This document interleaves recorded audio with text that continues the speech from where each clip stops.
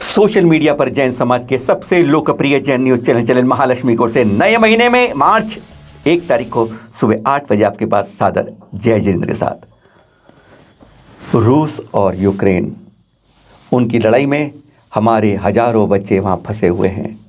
लाने का सिलसिला जारी है। यह सरकार का परम कर्तव्य बनता है कि वहां से हमने हर बच्चे को अपनी मातृभूमि लाए सुरक्षित रूप से। देखिए क्या कहते हैं इस पर Jyotiraditya Scindia ji. That the Prime Minister is with you every step, the Government of India is with you every step, and 130 crore Indians are with you every step of the way. And we will leave no stone unturned until every single one of our citizens are back safely back home in India. We assure you कि एक एक नागरिक को वापस अपने मातृभूमि में हम लोग सुरक्षित रख के ही चैन की सांस लेंगे। हमारे उड्डयन मंत्री जी ने अपनी ओर से आश्वासन दिया, मोदी जी से आश्वासन दिया कि सरकार हमारी संकल्पित है एक एक को वहां से सुरक्षित लाने के लिए। अब ये 250 बच्चों को लेकर यूक्रेन के पास से यह जहाज यहाँ पर आया था। सबको उद्बोधन दिया, जो छटपटा रहे थे, करगराए थे, कहते कुछ दिनों बाद तो वे उन्हें भूखे मर जाते। बच्चों तक यह कहा उन्होंने कि किस तरीके से ले आए मातृभूमि सुरक्षित। हम जब तक चैन की नींद नहीं लेंगे, जब तक एक एक को वहां से वापस मातृभूमि सुरक्षित ले पाएंगे। यह संकल्प लिया हमारे सिंधिया जी ने। बहुत अच्छी बात है इस संकल्प के लिए, ऐसे ही संकल्प लीजिए। पर हम यहाँ यह कहना चाहते हैं कि वह हजारों बच्चे सचमुच उनको लाकर आप चैन की नींद सोना चाहते हैं। यह के साथ एक और बात है, आपके ग्वालियर में नहीं, हमारे पूरे देश के अंदर 44 लाख से ज़्यादा जैन आज आप चैन की नींद नहीं सो पा रहे हैं। आपको यह भी मालूम होना चाहिए सिंधिया जी। मंत्री जी, हाथ जोड़कर आपसे विनम्र अनुरोध है। आप जानते सब कुछ है, अनजान इसमें नहीं है। हमारे जैन समाज की नहीं, धर्म में समाज पूरे भारत की हम बात कर रहे हैं।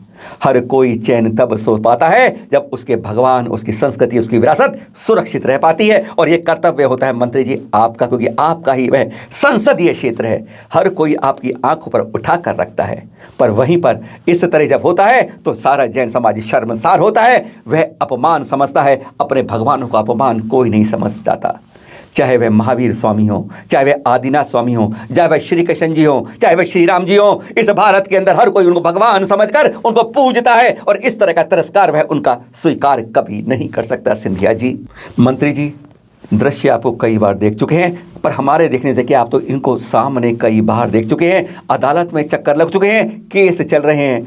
विनम्र अनुरोध पहले आपके उन समर्थकों से जो बार बार हमें धमकी भरे फोन कर रहे हैं, अरे कुछ भी कर लें पर सत्य से पीछे नहीं रखते हैं हम। इतनी धमकियां, उसमें अफसोस तो यह है कुछ जैन समाज के लोग भी हैं जो धमका रहे हैं बार बार कि अपनी आवाज को बंद रख दीजिए, जैसा हो रहा है होने दीजिए। दूध में पड़ी मक्खी देखकर कोई उसे पी नहीं पाता है, और यहां तो भगवान का निरादर होता है। यह सम्मान की बात है। अरे गर्व होता है जब हम जैन कहलाते हैं। आप भी तो जैन कार्यक्रम आते हैं मंत्री जी, आपको सम्मान होता है, तिलक होता है, माला लगती है, और आपके लिए तालियां भी पिटती हैं। आपके इस संसदीय क्षेत्र के भाई आपसे अनुरोध कर रहे हैं, बरसों तो ऐसा सिलसिला चल रहा है। हम बाकी बात नहीं कर रहे हैं, हम यहाँ पर प्रतिमाओं के अनादर की बात कर रहे हैं। जो पानी ऊपर से आता है ना, वह आपके ऊपर स्कूल के अंदर कोई निकासी की व्यवस्था नहीं है। यह बात निगम के बारे में भी कही गई है, अदालत में कही है, बार बार दरवाजे ठोककर कई बार कही गई है। वहां से जब रिश्ता हुआ पानी, वह गंदा पानी हमारी मूर्तियों पर आता है, जिसका हम लोग, आपने भी देखा है कई बार, कुंडलपुर भी आया और फिर पंच कल्याण जो ग्वालियर में हुआ वहां भी पहुंचे थे आपने खुद देखा कि शुद्ध वस्त्रों से ही हम प्रतिमा को हाथ लगा पाते हैं। एक समय पर जब शुद्ध जल से हम उनके मस्तक पर सर उड़ेलते हैं तो कहते हैं वो चरणों में आकर वह गंधोदक बन जाता है, जिसको हम अपनी आंखों पर मस्तक पर लगाकर हम शिरोधार्य होते हैं, नतमस्तक होते हैं, आनंदित होते हैं, शांति की अनुभूति करते हैं। और जब उनके ऊपर यह सड़ा गंदा पानी सर पर आता है, मूर्तियों को शरण होता है, तो सचमुच अपने ऊपर जैन होने पर, कहलाने पर शर्म आती है। यह शर्म केवल जैन समाज को नहीं आती मंत्री जी, चाहे वह आदिनाथ स्वामी हो, चाहे महावीर स्वामी हो, चाहे श्री राम जी हो, चाहे श्री कृष्ण जी हो, किसी भी मूर्ति का ऐसा तिरस्कार कोई नहीं सहेगा आज का समाज। यह धर्म में 130 करोड़ भारतीय हैं जो हर बार चाहते हैं कि हमारी मूर्तियों का, हमारे भगवानों का कोई तिरस्कार नहीं करे।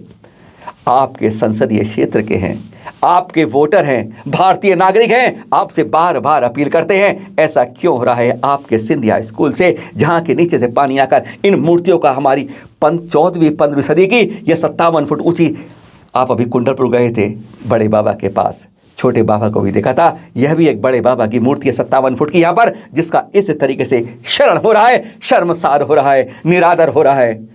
कमजोर समझिए किसी को भी। अहिंसक समाज है पर कायर नहीं है मंत्री जी।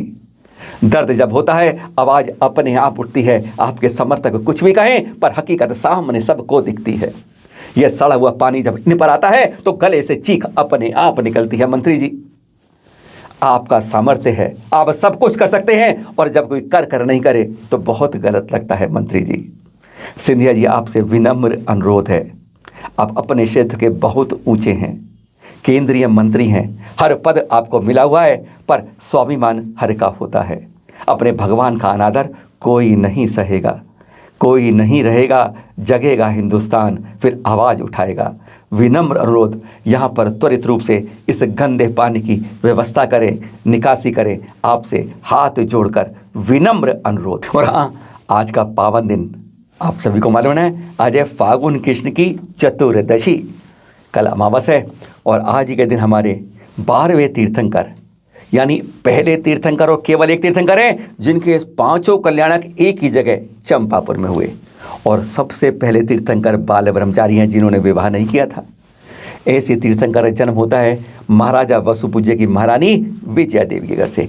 54 करोड़ सागर बाद 11वें तीर्थंकर शीतलनाथ जी के बाद आपका जन्म, श्रेयांसनाथ जी के बाद आपका जन्म होता है। आपकी आयु थी 72 लाख वर्ष की। आपने राजपाट नहीं संभाला। 18 लाख वर्ष के कुमारकाल के बाद आप जब एक दिन जाति स्मरण करते, आपको वैराग्य की भावना बल होती है, ये संसार छोड़ के निसार लगता है, तब आप मनोहर वन में पहुंच जाते हैं, इसी चंपापुर के कंदव वृक्ष के नीचे। तब के लिए खड़े होते हैं, पंचमुष्टि केशोज करते हैं। आपको देखा देखी 676 राजा और भी वह भी दीक्षा ले लेते हैं। 1 वर्ष के कठोर तप के बाद वह दिन भी आज ही का है। 1 वर्ष के बाद आपको केवल ज्ञान की प्राप्ति होती है। देखिए कितना पावन दिन है। बोलिए 12वें तीर्थंकर वासुपूज्य स्वामी के जन्म और तप कल्याण की जय जय जय। फिर मिलेंगे आप लोगों के साथ। सादर जय जिनेंद्र।